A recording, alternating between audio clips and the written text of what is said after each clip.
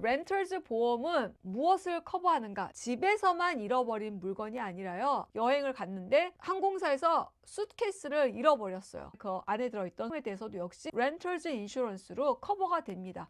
안녕하세요. 미국을 알려주는 실리콘밸리 누나입니다. 최근 LA 산불로 인해서 보험의 중요성이 부각되고 있습니다. LA 불타버린 집들의 일부 집들은 홈 인슈런스가 몇 달 전에 연장이 되지 않아서 집보험이 없는 상태로 있었는데 LA 산불로 인해서 집이 없어졌으니까 굉장히 막막한 상태에 있는 집주인들의 멘붕에 빠져 있는 모습들을 보여줬습니다. 그러면 세입자는 어떨까요? 오늘은 세입자 보험에 대해서 한번 알아보려고 합니다. 세입자가 드는 보험은 Renters Insurance라고 합니다. 미국의 아파트라고 하면 한국의 아파트를 생각하시는데요. 미국에서 아파트는 렌트 전문 빌딩들을 얘기합니다. 아파트에서는 렌터즈 인슈런스 가입을 의무적으로 요구합니다. 그래서 들게 되어 있는데요. 개인 집주인들은 요구하지 않는 경우가 있습니다. 그러면 세입자로 들어갈 때 그걸 따로 가입을 하지 않아요. 예전에 제가 아시는 분이 렌트를 전문으로 주시는 분이었는데요. 그분이 이제 그런 이야기를 하셨어요. 렌트 주는 집에서 누수가 나서 그걸 이제 보험으로 처리를 했는데 홈 인슈런스로 처리를 했는데 세입자가 자기한테 부탁을 했대요.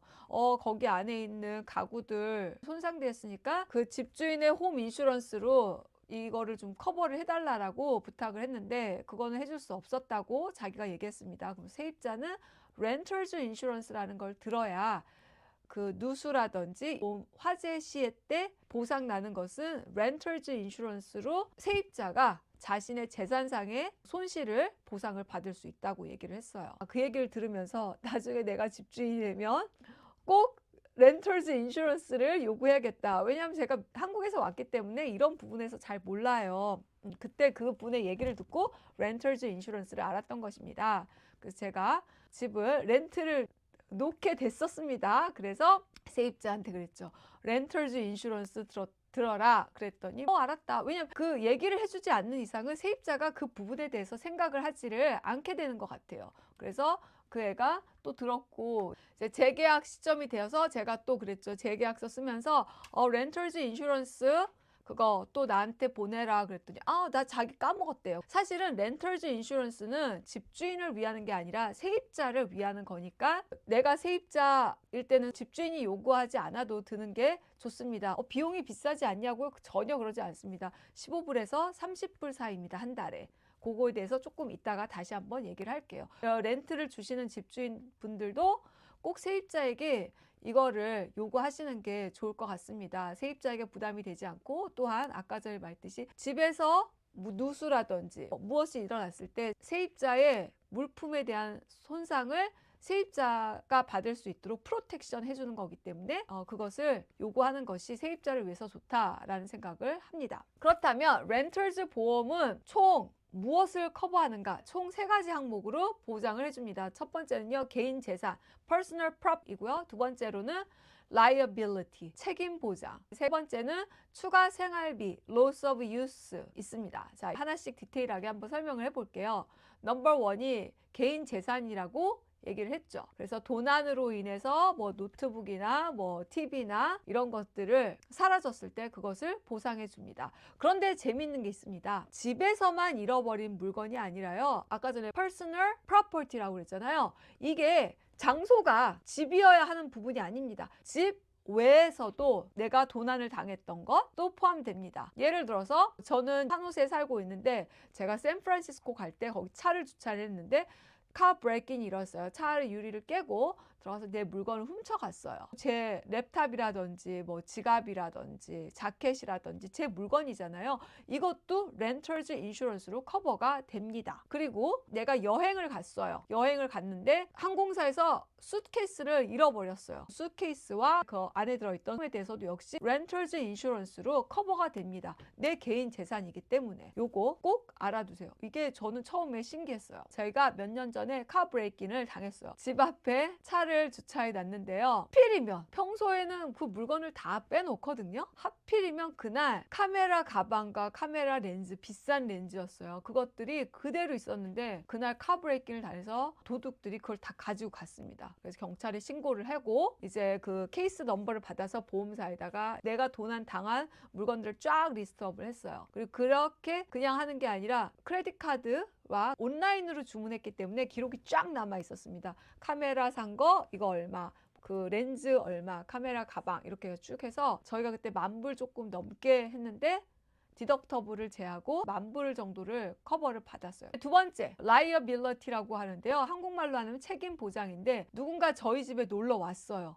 그래서 애가 놀러 왔다가 뭐 다쳤어요.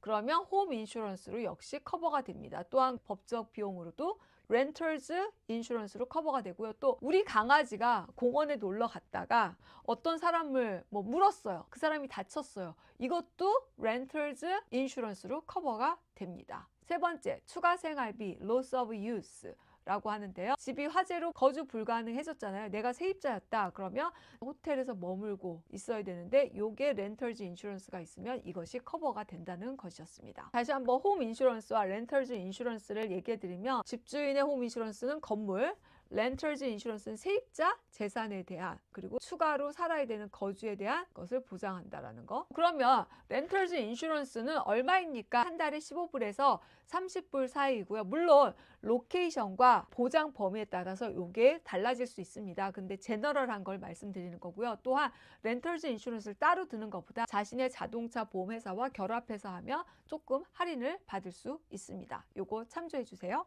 렌털즈 인슈런스는요, 옵션이 두 가지가 있습니다. 바로 캐시 밸류이냐 아니면 리플레이스먼트 코스트라는 것이 있습니다. 자기가 얘기하지 않으면요, 디폴트로 기본값으로 코스트 밸류를 렌털즈 인슈런스는 여러분에게 그게 무엇이냐면요, 지인이 산호세에서 얼마 전에 카 브레이킹을 당했습니다. 식당에 음식을 픽업하러 가는 사이에 나와보니까 차 유리를 깨고 그 안에 노트북과 지갑과 가방이 있었는데 그걸 싹 다 들고 간 거예요. 그래서 그 분이 이제 계산을 했죠. 뭐 노트북을 예를 들어서 5년 전에 샀다. 랩탑이 그때 1,200불이었고 지갑 가방이 뭐 얼마였고 했는데 5년 전에 산 노트북이 현재 가격일 수는 없잖아요. 그래서 감가상각 디프리시에이션을 해서 이렇게 해보니까 지갑이랑 뭐 가방이랑 해보니까 2,100불이 나왔대요. 그런데 보험사에서는 디덕터블이 2,500불이었습니다. 2,500불이라는 뜻은 개인 부담금입니다. 즉 2,500불까지 손해는 네가 담당하고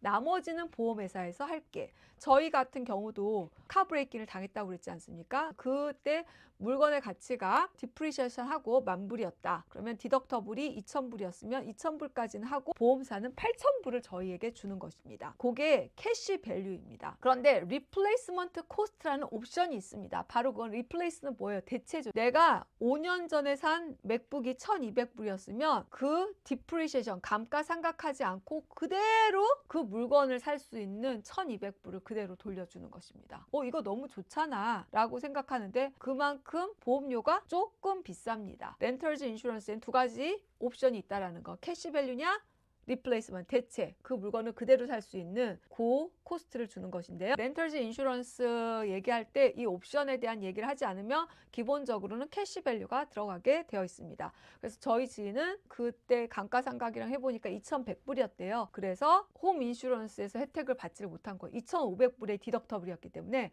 받을 게 없었다는 것입니다. 옵션을 캐시밸류를 할 거니까 리플레이스먼트 코스트로 할 것인가 를 선택하실 때는 보험료가 부담되면 당연히 캐시 밸류가 나올 수도 있고 나는 손실 시 원상복구를 원한다. 그러면 리플레이스먼트 코스트가 적합할 수 있습니다. 자신의 상황에 따라서 선택하시면 될 것 같아요. 오늘은 렌털스 보험의 주요 개념과 보장 내용 그리고 캐시밸류와 리플레이스먼트 코스트의 차이점까지 살펴보았는데요. 재난 시에 세입자로서 자신의 소중한 재산을 보호하는 것이 얼마나 중요한지 아셨을 거라고 생각합니다. 각각의 보험은 또 세부 사항이 틀리기 때문에 꼭 전문가와 상담을 하시고 본인의 상황에 맞는 정책을 선택하시기를 권장드립니다. 여러분에게 도움이 되는 정보였으면 좋겠고요. 구독과 좋아요 부탁드려요. 감사합니다.